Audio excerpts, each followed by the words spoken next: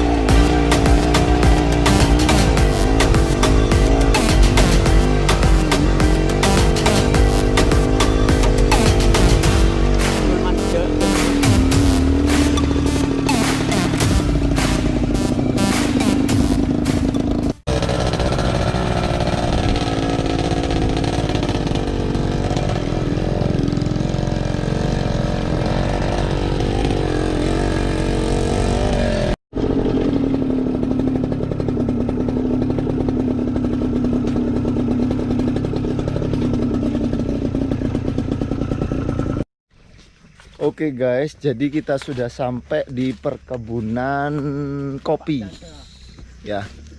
Sebelumnya perkenalin dulu, ini adalah saudaraku.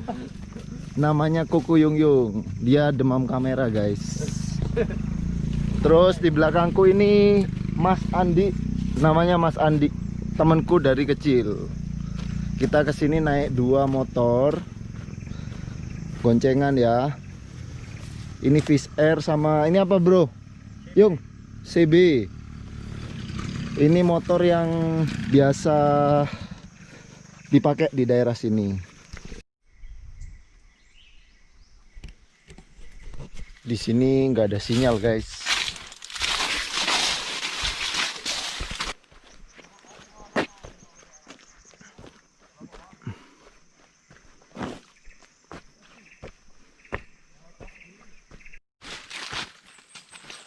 Penduduk daerah sini rata-rata penghasilannya dari kopi.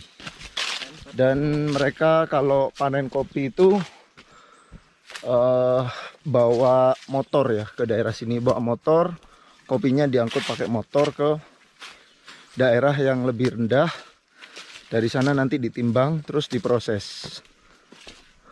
Jadi kita sekarang ada di perkebunan kopi di daerah Sumber Salak. Jadi Sumber Salak itu adalah satu desa di daerah Jember, Jawa Timur. Nah, kopi di sini seperti yang teman-teman lihat itu ditanam di bawah pohon pinus milik perhutani. Jadi pohon pinusnya milik perhutani, tapi untuk kopinya milik perorangan. Jadi pohon kopi ini adalah tanaman yang membutuhkan tanaman lain sebagai penaungnya. Jadi kalau misalkan langsung terkena sinar matahari justru nggak bagus. Kebetulan di sini pohon penaungnya ini adalah pinus ya. Jadi ditanam di bawah pohon pinus. Nah, terus jenis kopi yang ditanam di daerah sini adalah jenis kopi Robusta. Nah, buat teman-teman yang belum tahu ya, kopi itu dalam setahun 1 kali panen guys. 1 kali panen, tapi ada 3 tahap ya bro Yung. Jadi ada 3 tahap. Tahap yang pertama namanya Selalongan, bahasa Indonesia itu apa ya? selalongan. Metik pertama. Kalau bahasa Madura namanya nyelalong. Nyelalong itu Pertama. kayak metik pertama ya. Metik pertama itu jadi mana ya contoh kopi sing hijau-hijau. Nah ini guys. Ini guys contohnya guys.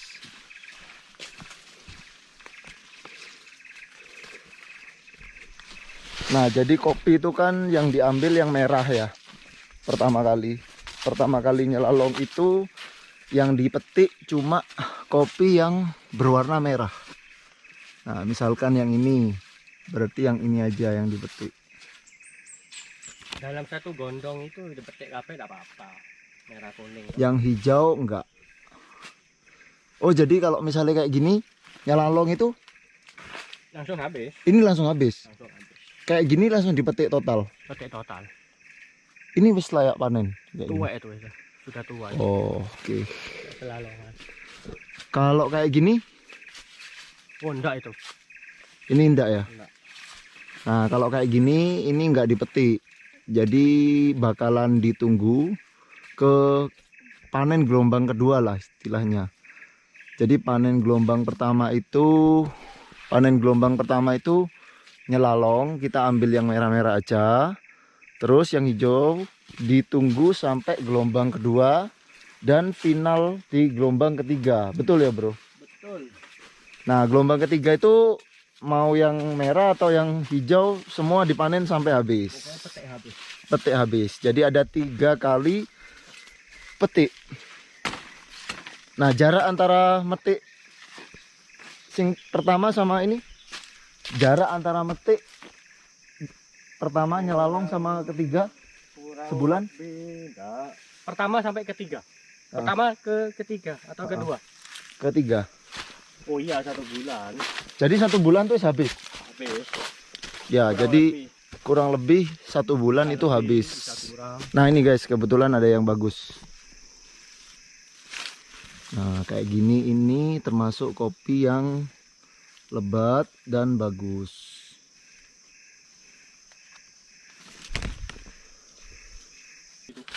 Satu pohon kopi kalau yang berkualitas itu bisa menghasilkan 20 kilo kopi basah guys, Nah ini per pohonnya. pinggirmu ini. Nah ini contohnya, kelihatan nggak ya? Ini salah satu contoh pohon kopi yang berkualitas. Ini udah bisa dipanen, jadi sekali panen mesti diambil segini. Seluruhnya ini harus diambil. Kalau yang ini belum bisa dipanen karena masih hijau. Oh, belajar buah. Jadi 3 tahun kopi itu baru belajar buah guys.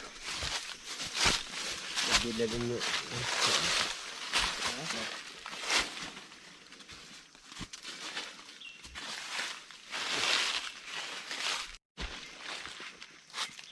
Tahun ini tahun 2020 harga kopi per kilo berapa? Apa basah apa kering? Basah.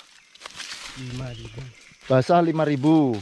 Jadi basah itu artinya guys, ya habis petik nggak ada proses apa-apa langsung timbang, itu basah. Masuk dalam bentuk kayak gini. Jadi masih dalam bentuk kayak biji kopi mentah gitu. Itu maksudnya basah. Kalau kering piro? Kalau kering berapa, Bro? Kalau bagus 21.800. Kalau kering harganya 21.800.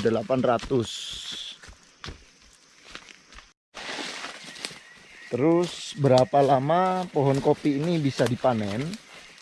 Pohon kopi ini bisa dipanen selama 20 tahun, guys. Jadi setelah 20 tahun dia bakalan peremajaan lagi. Tanpa harus tanam baru loh ya. Tanpa tanam baru. Jadi proses penyambungan namanya. Jadi ini aku kasih contoh buah kopi yang bagus.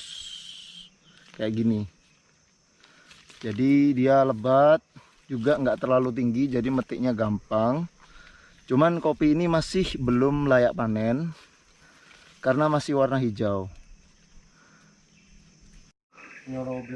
Sekarang ini kita lagi ada di rumahnya Koko Yongyong.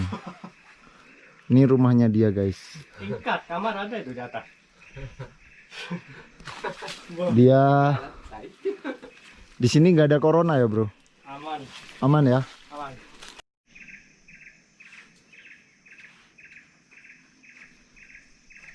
Ada nggak? Ada itu lah. Coba. Jadi ini mau dijelaskan proses membebel, bebel atau wiwil ya bahasa Jawanya.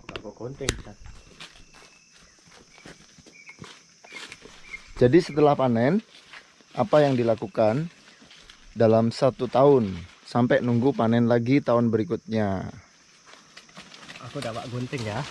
Kayak gini ini kan dirancak mati tuh. Ini kan dibuat. Nanti cek aja digunting. Nah, sindiingu ini kan buah. Ini kan buah. Nah ini cuman 1 gondong gini, 2 gondong dibuat nih, nanti pasti dipotong ini. Oh, buang ranting sih nggak produktif gitu. Iya. Ya? Kamu tahu nih produktif sama enggak dari mana? Kan kelihatan toh. Mana? Ini sudah ada kembang. Lek sing ada kembangnya berarti produktif. Iya. Kembang muda apa namanya tunas muda, tunas tua kan kelihatan. Oh. Kelihatan tunas muda, tunas tua. Tuh, kok ada sinyal? Ada telepon, Pak. Ada ini.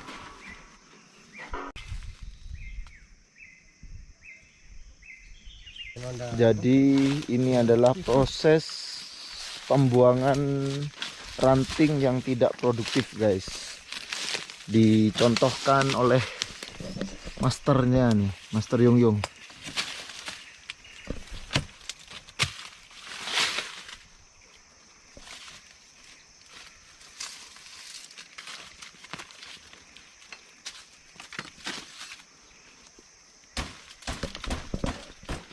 perkebunan kopi ini dipupuk 1 tahun 2 kali. Awal musim penghujan ya, Ya pupuknya banyak, 1 kali juga. sama pupuk. akhir musim penghujan. Ya, bulan 3. Awal musim penghujan sama akhir musim penghujan. Ya kan? Ini kan Oh. sambungan. Oh. Nah, kayak gini nih dibuat udah. Cuman enggak bagus tengah. Ini enggak perlu. Tunas-tunas ini kan enggak perlu. Jadi dia cepat. Oke, jadi ini kita udah perjalanan balik ya. Kita udah perjalanan balik turun, jadi motornya nggak dinyalain. Hemat bensin. Hemat bensin guys.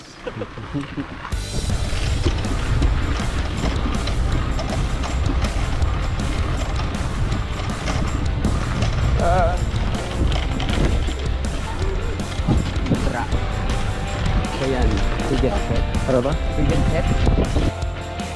Jadi ini kopi basah teman-teman ya. Dari perkebunan tadi ditimbun di sini.